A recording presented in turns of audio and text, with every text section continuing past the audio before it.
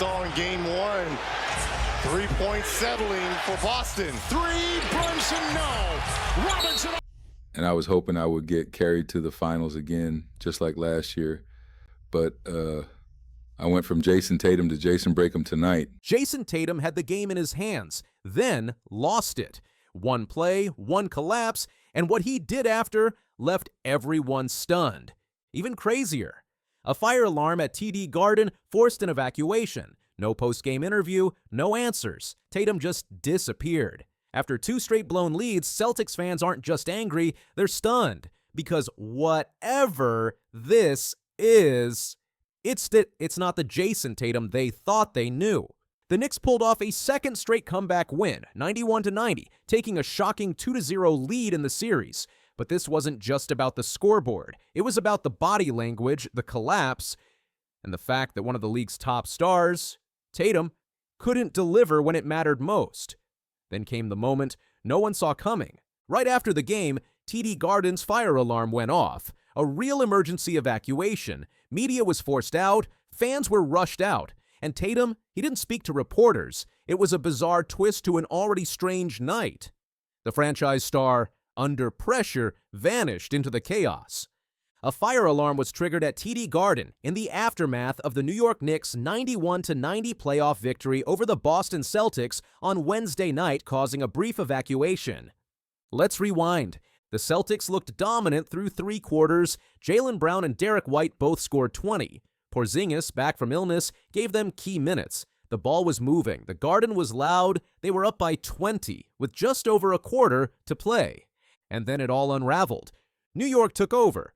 Mikal Bridges, scoreless through three quarters, exploded for 14 points in the fourth. Josh Hart led all scorers with 23.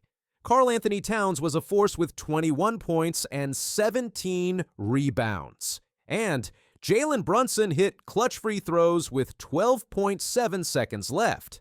Josh Hart finished with a game-high 23 points for the Knicks, while Karl-Anthony Towns had 21 points and 17 rebounds.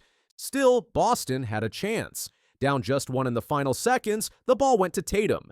Everyone expected a hero moment. Instead, Bridges stripped him. Game over. That play, Tatum losing the ball at home with the game on the line, became the defining image of the night.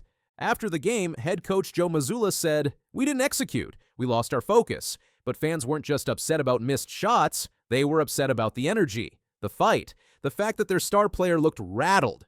This is Jayson Tatum we're talking about, a top 5 scorer, an all-NBA talent, the guy who dropped 51 in Game 7 against the Sixers last year. But across Games 1 and 2 of this series, he's shooting 12 for 42. The numbers tell a tough story, but the eye test tells something worse.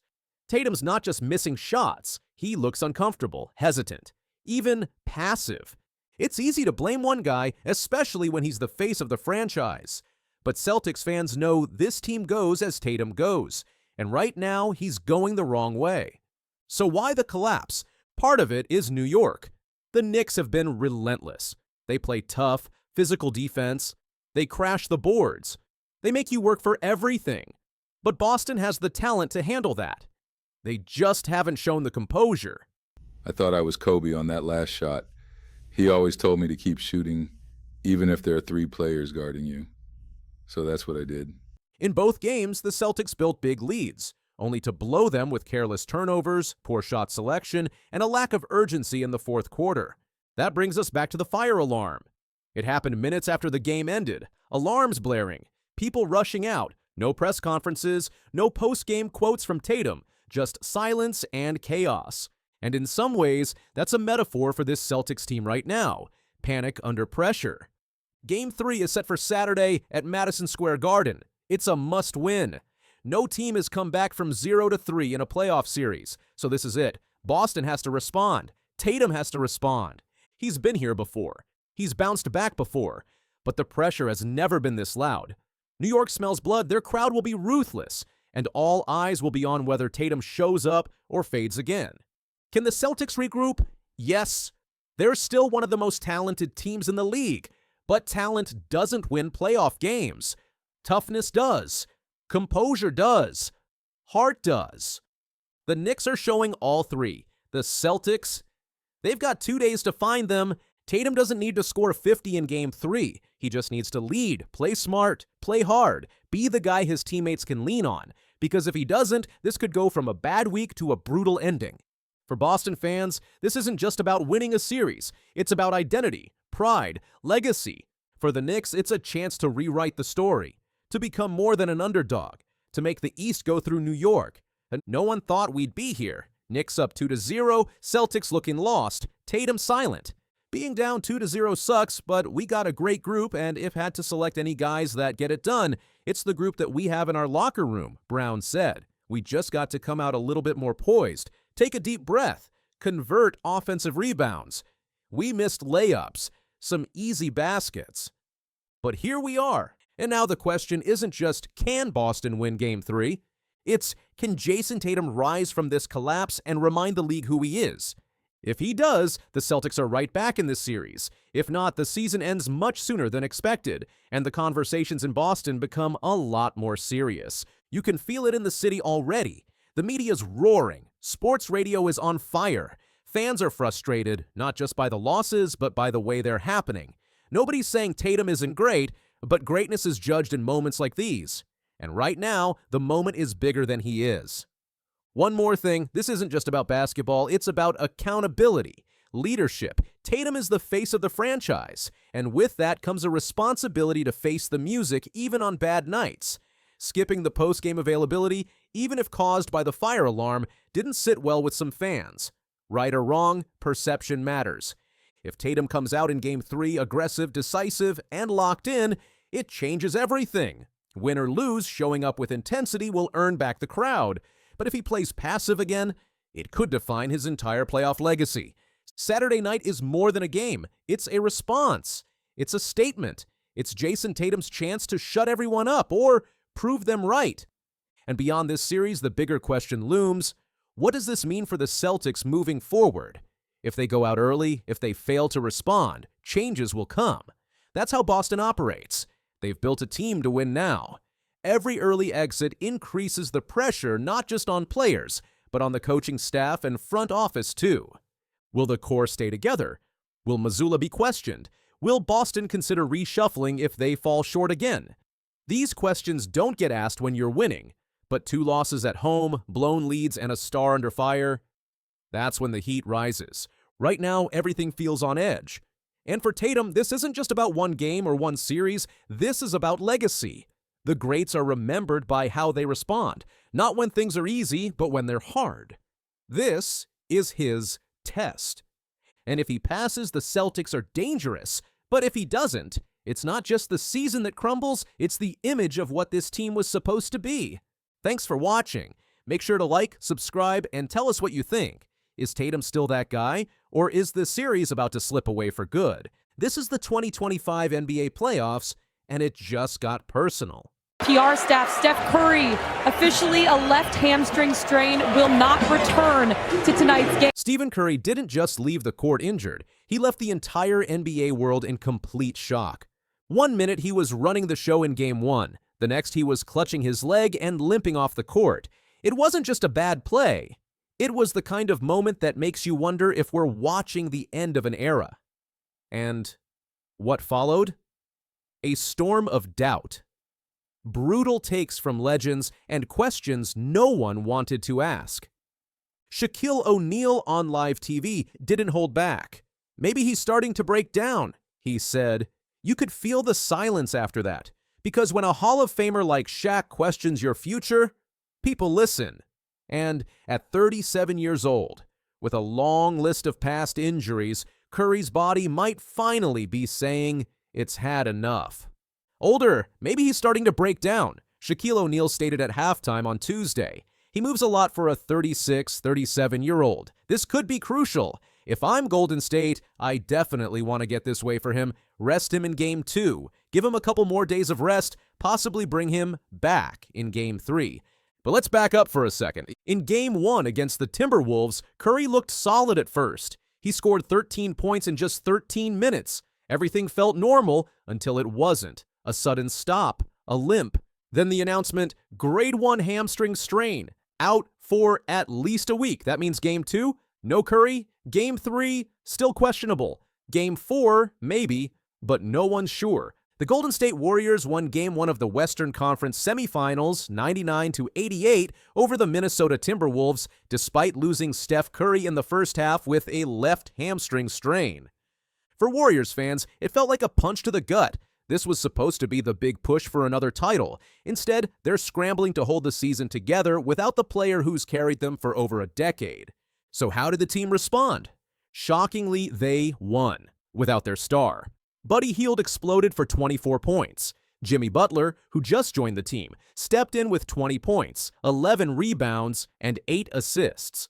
Draymond Green did what he always does, defended like crazy, filled the stat sheet, and rallied the squad. Somehow, the Warriors pulled off a 99-88 win. Buddy Hield turned in another phenomenal performance for Golden State on both ends of the court, scoring 24 points and recording a plus 22, both game highs, in 39 minutes. Jimmy Butler had 20 points, while Green had 18 for the Warriors. And that's what makes this whole situation even crazier, because now we have a team that might actually survive without Curry, maybe even thrive. But at what cost? What does it say when your franchise player goes down and you still win? Is this the beginning of a new era, or just a lucky game? Draymond Green doesn't think it's luck. After the game, he looked straight into the camera and said, "We won't panic." He praised Jimmy Butler, saying he's fully capable of leading a team. That wasn't just talk, it was a statement. "We know what Jimmy's capable of," Green told reporters on Tuesday. "Jimmy's capable of carrying a team. He carried a team to the finals twice. We won't panic. This team believes they're bigger than one player now." And honestly, they might be. But let's not get it twisted. Losing Steph isn't something you just brush off. He's the heart of this dynasty. He changed the game. Without him, the Warriors are different. Maybe not worse, but definitely different. And that's where things get uncomfortable. Because if the Warriors keep winning without Curry, what happens next? Is this the start of the team moving on from their biggest star? Or does this just show how deep and dangerous they've become? On the flip side, if they start losing, every headline is going to scream the same thing. They needed Steph. That's the pressure Curry's under now. He's not just fighting to heal. He's fighting to stay relevant, to prove he can still lead, that he's not done. And at his age, that's not easy. Fans are divided. Some are holding on to hope, saying Steph just needs rest and he'll bounce back like always. Others are bracing for what feels like the inevitable. One injury too many? Curry's track record isn't helping either. In just the last few years, he's dealt with thumb problems, ankle tweaks, and now this hamstring. He played in the 2024 Olympics too. Great for Team USA, but terrible for rest. His body hasn't had a real break in years. And that's why Shaq's comment hit so hard. Because it wasn't just about this injury, it was about all of them. The slow buildup, the wear and tear, the reality that no matter how legendary you are, time always wins. Meanwhile, the Timberwolves aren't going to sit around and feel sorry for Golden State. They're coming back for Game 2 with a chip on their shoulder, and they know the Warriors are vulnerable without their general on the floor. Golden State is about to face one of its biggest tests, not just physically, but mentally. Can they win another game without Steph? Can Jimmy Butler and Buddy Hield carry this team long enough for him to return? Can Draymond keep everyone locked in? These aren't just playoff questions. These are franchise questions. Because if Steph comes back and he's not the same, or if he re-injures himself again, this team has to think about what's next. Do they build around him for another year, or do they start looking at the future now? The fans deserve answers. The NBA is watching closely. And Curry? He's probably watching in silence, knowing every game he misses gives the league one more reason to doubt him.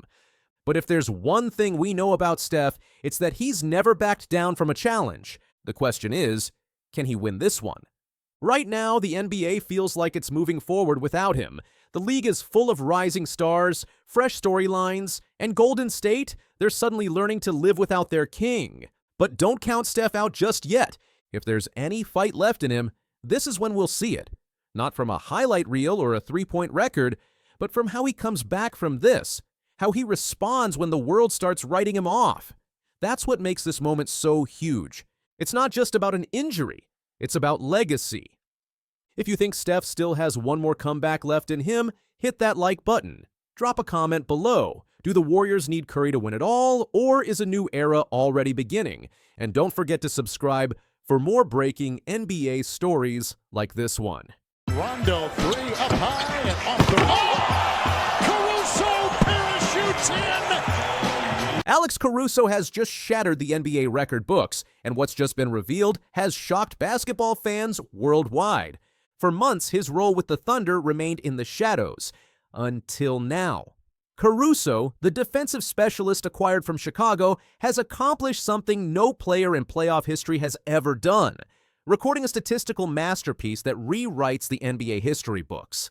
Alex Caruso, the Oklahoma City Thunder's underutilized weapon, delivered a performance for the ages in Monday's crucial Game 1 against the defending champion Denver Nuggets. Born and raised in College Station, Texas, Caruso revolutionized the Thunder's defensive presence in the second-round opener, accumulating an astonishing 20 points, 6 assists, 5 steals, and 2 blocks in just 26 minutes off the bench, becoming the first player in NBA playoff history with that combination of stats in a reserve role. Got it out to Caldwell Pope. Caruso! Ho-ho!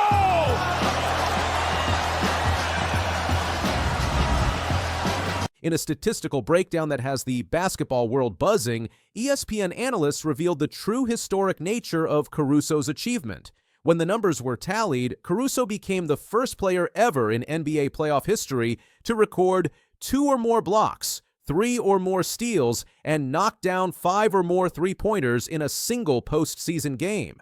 He continued by displaying his two-way brilliance, knocking down 5 of 9 attempts from beyond the arc, while simultaneously dismantling Denver's offensive flow with perfectly timed defensive interventions.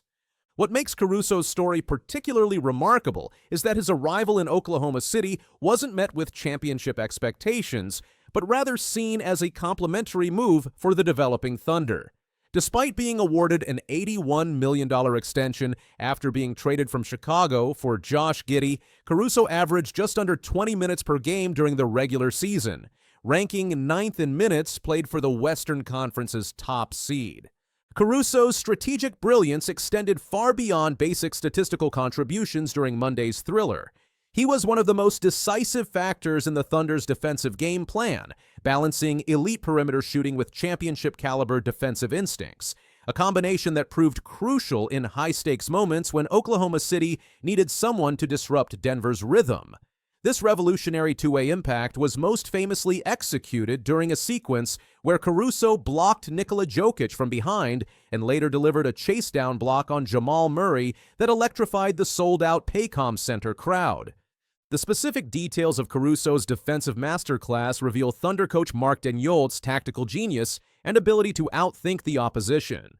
After watching Caruso's first-half impact, Daigneault made an unprecedented adjustment, starting Caruso to begin the second half in place of Isaiah Hartenstein. This level of strategic thinking and in-game adaptation set the Thunder apart from their playoff competition and provided Oklahoma City with a crucial competitive edge throughout their highest-stakes matchup to date. As Brett Usher of NBA Statistics acknowledged during the broadcast, Alex Caruso becomes the first player in the steals and blocks era to register 20-plus points, 5-plus assists, 5-plus steals, and 2-plus blocks off the bench in a playoff game. Indeed, while spectators commonly attributed the Thunder's 68-win regular season primarily to MVP candidate Shai Gilgeous-Alexander's brilliance, basketball insiders have long recognized that every calculated defensive rotation and critical offensive contribution from role players like Caruso would ultimately determine Oklahoma City's championship viability. The importance of this bench star performance is something modern NBA teams understand deeply. Steve Jones Jr. articulated this dynamic when reflecting on Caruso's Game 1 impact on social media. Alex Caruso is a madman, Jones posted on his X account, with accompanying video evidence of Caruso's defensive genius. This sentiment echoes the critical role that high-level rotation players now play in NBA playoff success, a tradition and standard of excellence that Caruso exemplified throughout Monday's contest. Caruso's influence on the Thunder extends far beyond his on-court expertise. He represents the organization's commitment to acquiring high-character, championship-tested veterans during their most successful regular season in franchise history.